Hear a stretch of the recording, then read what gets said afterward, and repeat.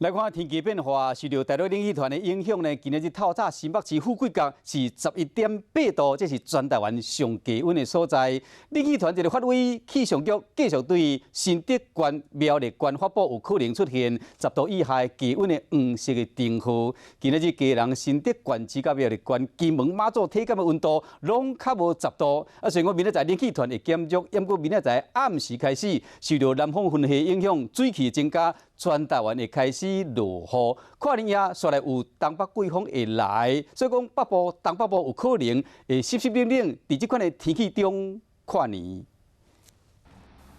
冷气团报道，透早上低温伫新北市富贵角11度8。目前气象局依然是对新竹县、苗栗县发布低温的特报，有可能出现10度左右的低温，体感的温度恐惊无到10度县市，包括嘉南市9度、新竹县市甲苗栗县是8度、金门6度、连江4度。拜六冷气团就会减弱，但是水汽增加。 从南边开始逐渐的往北来影响。不过主要下雨的时间点的话，还是会落在礼拜天跟礼拜一，而且主要下雨的区域的话，会是中部以北跟东半部地区。然后其中在我们的东半部地区在礼拜天的时候呢，会有比较大的雨势。 拜六暗到后礼拜全台有雨，跨年夜到元旦，还有新一波东北季风报道，北部、东北部恐惊湿冷跨年。31号到元旦这段的天气呢，主要是在东半部地区跟北部地区会有一些局部短暂雨的现象。那所以那水汽上来讲的话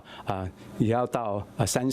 元旦的早上之后呢，才会逐渐的减少。 不过，跨年这波东北季风的影响无长，元旦日时就减少，落雨明显的减少。若是要看这2020第一道曙光咧，建议往南行，或者是往西部山区，机会比较较大。